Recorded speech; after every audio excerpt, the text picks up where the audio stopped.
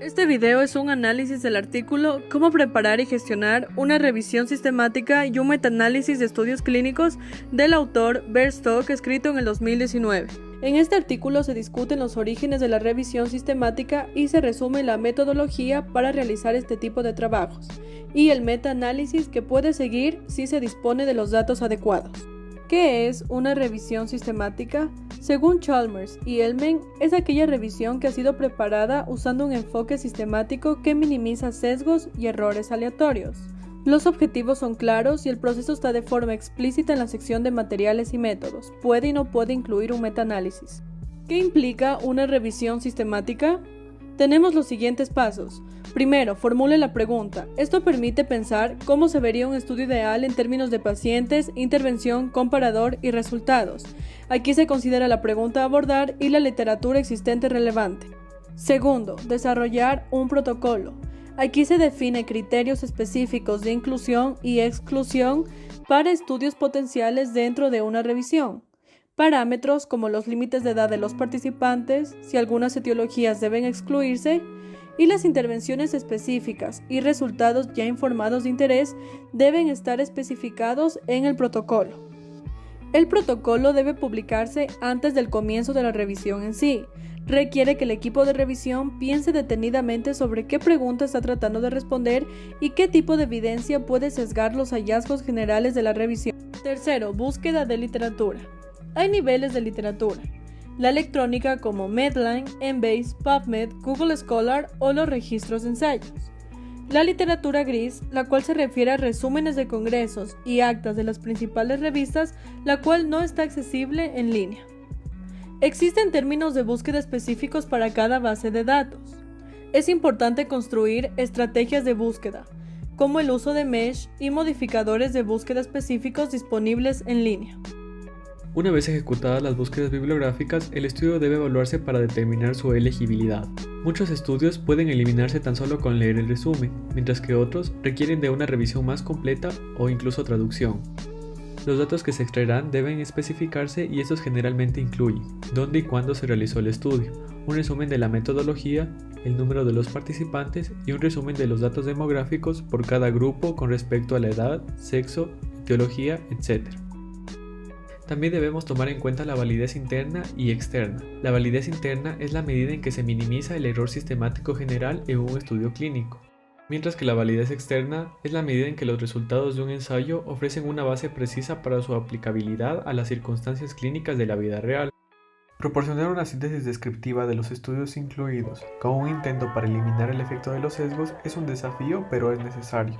Para ello podemos utilizar las pautas GRADE o la lista de verificación PRISMA. Metaanálisis es un proceso estadístico en donde se agrupan los resultados de un estudio, dando una ponderación de acuerdo con nuestra confianza en ellos.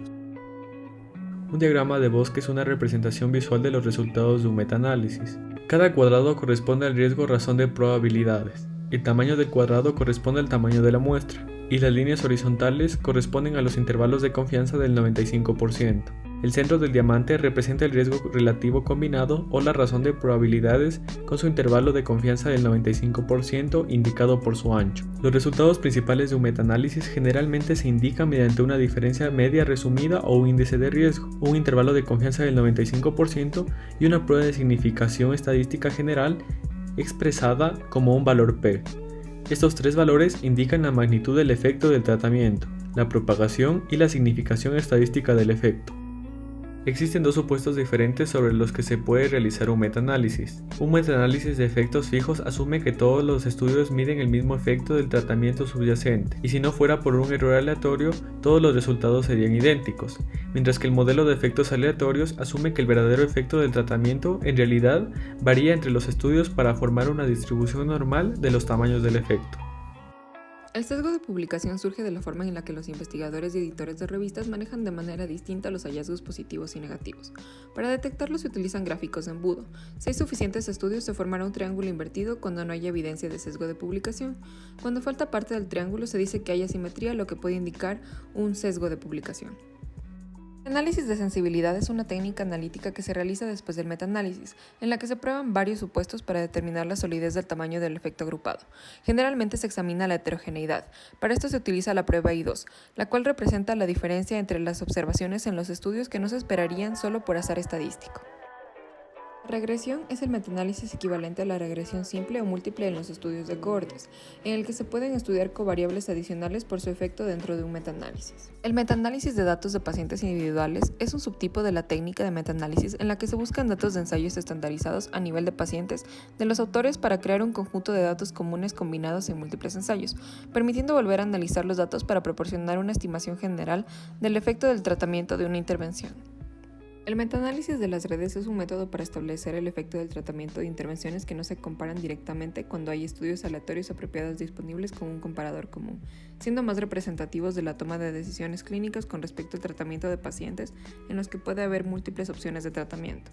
El conocimiento médico se está produciendo a un ritmo desconcertante, por lo que para que esta información esté disponible de manera útil, es necesario realizar una síntesis de evidencia para recopilar conocimientos, informar políticas, procesos y prácticas, establecer la necesidad o la falta de investigación en un área y generar hipótesis, razón por la cual la revisión sistemática será cada vez más importante. En este artículo se resumen los pasos necesarios para realizar una revisión sistemática adecuada.